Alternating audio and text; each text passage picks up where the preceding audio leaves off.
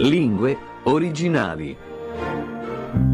Alan Bennett e Talking Heads. Così abbiamo cominciato 2 anni fa con le nostre puntate dedicate alla letteratura in lingua inglese su Caffè Italia, e così concludiamo con la seconda parte di A Lady of Letters, questa signora dalla penna facile che ama scrivere a ogni autorità denunciando ciò che vede o crede di vedere oltre la sua finestra e che non le piace.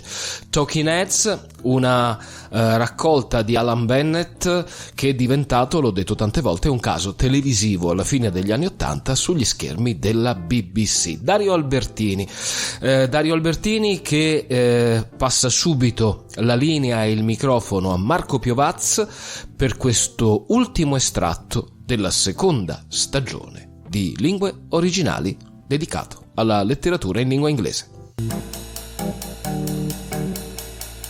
2nd of August.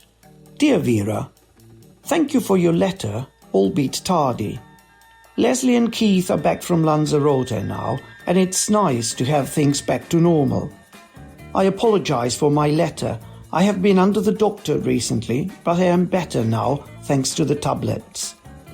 I don't know quite what you mean by your parting remark about staying away from the sherry bottle. Tippling has never been a vice I have fallen foul of, and sherry has never been my drink. If you are gaining your impressions from the reception, I can assure you that that was the exception that proves the rule, and if a mother can't get tipsy at her only daughter's wedding, I don't know what to think. Thank you for your offer to stay with you, albeit in retrospect, but I should have had to refuse. I can't leave Sydney on his own, and Leslie's the only other beside me that he can tolerate, and who know his habits. I have tried your recipe, but I found it rather rich. Yours sincerely, Irene Spencer. The Gables, 10th of August. Dear Irene, just a note to let you know I've had a little spell in hospital since I last wrote. Sorry it's so short, but I've still got my arm in a sling. The fact is that I had a silly fall the very morning your letter arrived. I was running upstairs to get my writing paper, and the dog, she's forever under my feet, had parked herself right at the top. I don't know why, perhaps I was in a bit of a state, but I just didn't see her, and down I went. I've had concussion, cracked ribs, and a nasty sprained wrist. Hope you're keeping well. Yours, Vera. 12th of August. Dear Vera, words cannot express the shame and remorse I feel at having caused you such misery. Are you very poorly? Of course you are. What a stupid question. I remember only too well when I sprained my ankle on the garage door to conjure up visions of black swelling and agony. It is one of those swing up and over affairs, and Clive was in such a hurry to watch the cricket and was hooting at me to make haste. Somehow the slacks had got caught up in the mechanism, and as I threw the door upwards, I suddenly found myself hanging upside down, suspended by one leg. The pain when I came round was excruciating. The doctor said I'd been lucky to escape a fracture, and I was too much in physical distress to see the humorous side of it, which Clive certainly did as he helped me down. Afterwards, at dinner parties, he used to joke that seeing me like that almost made up for missing Botham make the winning century. I feel so culpable, is that the right word, for making you fall. If I hadn't written that rather starchy letter, you wouldn't have been running upstairs at all. Leslie's yoga teacher says that negative energy is bound to beget negative results, and I must say now that I have proof positive. I am going to buy one of those ionizers to see if that will change the atmosphere at home in a more constructive way. And also, between you and me, I'm going to stop taking the tablets the doctor prescribed. They make me feel so depressed. I hope you're enjoying the flowers I sent. I asked for a mixture of yellow, always such a cheering colour, I feel, so I hope they followed my instructions. The girl at the florist's looked as if she understood me, but you never can tell. Incidentally, just to put the record straight, I did enjoy your chocolate square recipe. I said it was rich because I was angry, but in actual fact I gorged the whole lot myself the evening that Leslie and Keith returned from their honeymoon, so I've only got myself to blame for being sick afterwards. I do hope you're feeling a little bit better now and look forward to hearing from you. With kindest regards for a speedy recovery, Irene. 27th of August. Dear Irene, thank you for the kind letter. You are a silly to think that I blame you in any way for the fall. I'm sure I never intended to give that impression, and I feel terrible that you have been lacerating yourself about it. The flowers were lovely, by the way, sweet peas in pink and mauve. I always think they are so urethral looking, though of course they don't last. Mabel had to clear them by the time I returned from my few days away. Did you get my postcard? Mabel didn't receive hers until 2 days after I was back. You might as well send stuff by carrier pigeon.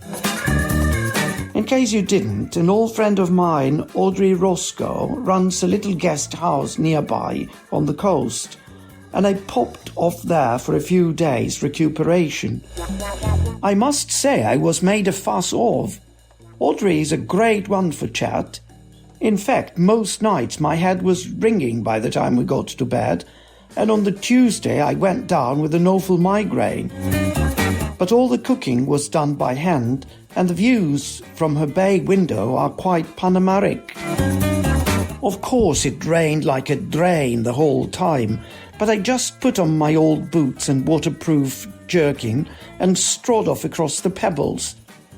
I don't care what anyone says. Sea air does make you feel better. You should try it. Nothing drives the blues away quicker than a brisk walk in the howling gale. I was quite sorry to have to come back and pick up the threads again. Mabel had got me in 1 or 2 provisions, which was very kind, although she will buy that long-life milk, and she knows I can't stand it. But you should have seen the pile of bills. Gerald always used to call it hate mail, awaiting my return. Also a tile had come off the roof and water had poured into the attic onto my sewing machine, which I believe is quite a collector's item these days. Sometimes you wonder if it's worth it. How are Leslie and Keith? You hardly mentioned them in your last. Any holiday snaps? I'd love to see them. And the wedding ones, if it isn't too much bother. I found a couple of petals in the pocket of that 2-piece I wore. I believe they are off your hat. Do you want them back? They are rather crumpled, I'm afraid. Best regards, Vera. 28th of August. Dear Vera, I am glad to hear you have had a rest and are on the road to recovery. And what a coincidence that you know Audrey Roscoe. I knew her some long time ago before she moved to the coast and never quite took to her. You are absolutely right when you say she's a chatterer. Mostly rather catty gossip unfounded on fact, I seem to remember, although I'm sure she wouldn't remember me. Don't bother returning the petals. I shall never use that hat again as a hat. I shall snip the remaining blooms off and use them as the central theme for my Yuletide table decoration. It'll be nice to remember the wedding at Christmas. Leslie should be about ready for some home cooking then. I've hardly seen them since they've been back. They must be so busy settling in. Of course, she doesn't want my help. She has to do everything by herself. Oh, well, I suppose I was the same when I was first married, until I learned that a mother really is a girl's best friend. Unfortunately, my own mother passed away shortly after I'd learned to appreciate her, a tragedy that I have regretted bitterly ever since. Well, cheerio for now. I shall have to get on. I've got to pop into the village to get 1 or 2 essentials, and I shall go into the florist while I'm down there and give her a piece of my mind. That's the second time she's got the order wrong, and it just isn't good enough. She made my memorial tribute to Clive a sheaf instead of a wreath, and I'd expressly said in the Chronicle, no cut flowers. I'm sure his sister Doreen still thinks it was done on purpose to draw attention to myself. The postman's just delivered your postcard. I've never cared much for that part of the country. It's so flat and insipid, isn't it? What a shame the weather was so dreadful. Still, a change is as good as a rest. Take care of yourself and don't overdo things. Kind regards, Irene. Come tutte le cose belle, arriva il momento di congedarsene e noi ci congediamo da questo ciclo di trasmissioni che abbiamo inaugurato 2 anni fa, nel corso delle quali vi abbiamo presentato opere letterarie scritte da autori inglesi, tedeschi e francesi, e ve ne abbiamo letto degli estratti in lingua originale, però altrimenti il titolo della trasmissione non avrebbe avuto alcun fondamento. Io sono Dario Albertini.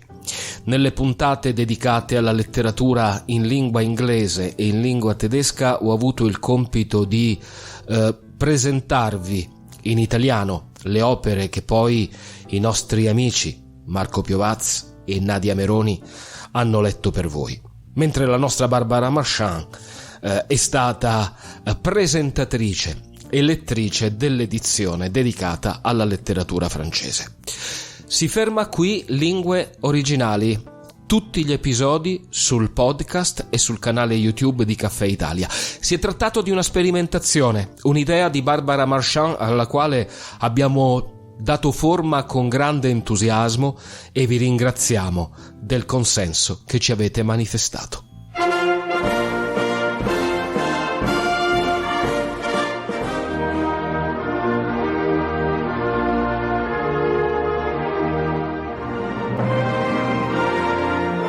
Lingue Originali.